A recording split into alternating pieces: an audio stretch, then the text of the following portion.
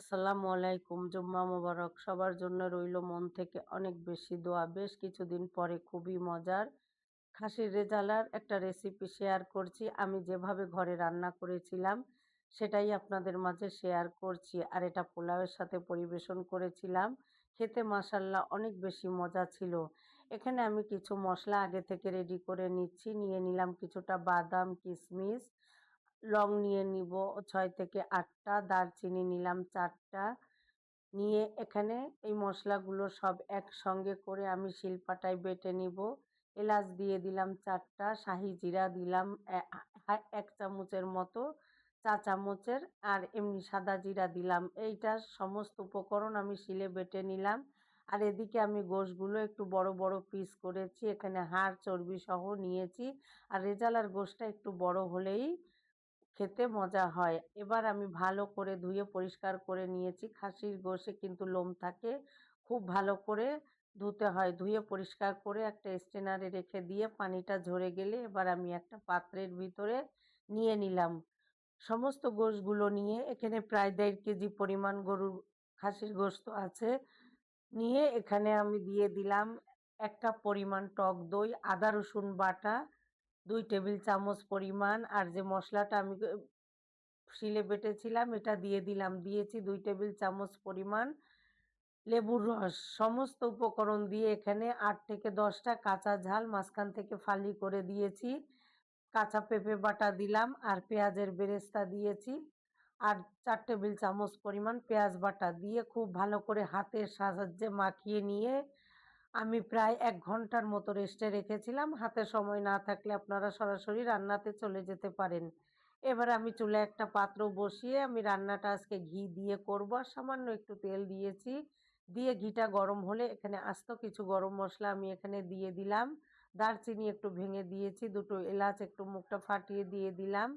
কাবাব চিনি দিয়ে দিলাম এখানে। আর আমি একটা জায়ফলের ৪ ভাগের ১ ভাগ নিয়েছি, শাহজিরা নিয়েছি। নিয়ে এগুলো আমি আস্তই তেলের উপরে একটু ভেজে নিব। এতে সুন্দর একটা ফ্লেভার অ্যাড হবে। আর খাসির গোশত যারা গন্ধের কারণে খেতে চান না, এভাবে যদি মশলাটা একটু ভেজে নেওয়া হয় তাহলে গোশতটা থেকে কোনো রকম কোনো গন্ধই বেরোয় না। এবার খুব ভালো করে নাড়াচাড়া করে সমস্ত উপকরণ মিশিয়ে নিয়ে এখানে আমি ১ মুঠ পরিমাণ পেঁয়াজ কুচি দিলাম। দিয়ে খুব ভালো করে নাড়াচাড়া করে নিয়ে আমি আগে থেকে যে গোশতটা রেখেছি মেরিনেট করে, এই গোশতটা এবার এখানে আমি দিয়ে দিব। আর এখানে আমি এখনো কিন্তু শুকনা ঝাল হলুদের গুঁড়া ব্যবহার করিনি। আর রেজালাটায় কিন্তু আমি হলুদের গুঁড়া দিব না। এবার আমি গোশতগুলো একে একে দিয়ে চুলাটা একদম মিডিয়াম টু লো হিটে রেখে আমি উপর থেকে একটু বেরেস্তা দিয়ে খুন্তি দিয়ে খুব ভালো করে নাড়াচাড়া করে মিশিয়ে নিচ্ছি।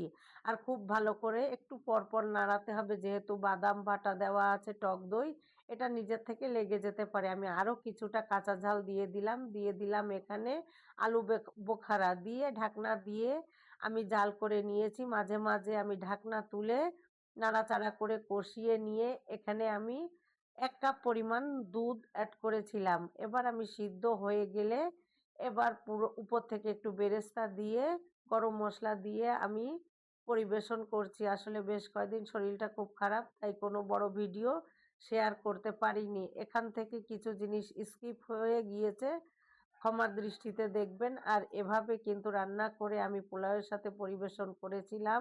খেতে কিন্তু অনেক বেশি মজা হয়েছিল। আপনারা সাদা ভাতের সাথেও কিন্তু এটা খুব ভালো যায়। আর দেখতে যেমন লোভনীয়, খেতেও কিন্তু অনেক বেশি মজার। চুলা অফ করে কিছু সময় চুলোর উপর রেখে এবার আমি একটু পরিবেশন করে দেখিয়ে দিচ্ছি। দেখতে যেমন লোভনীয়, খেতেও কিন্তু অনেক বেশি মজার। আমি আমার মতো করে রান্না করেছি। যদি ভালো লাগে আপনারা এভাবে রান্না করে খেয়ে দেখবেন। আর সবাই আমার জন্য দোয়া করবেন। আপনাদের জন্য সব সময় মন থেকে অনেক বেশি দোয়া। সবাই ভালো থাকবেন। আসসালামু আলাইকুম।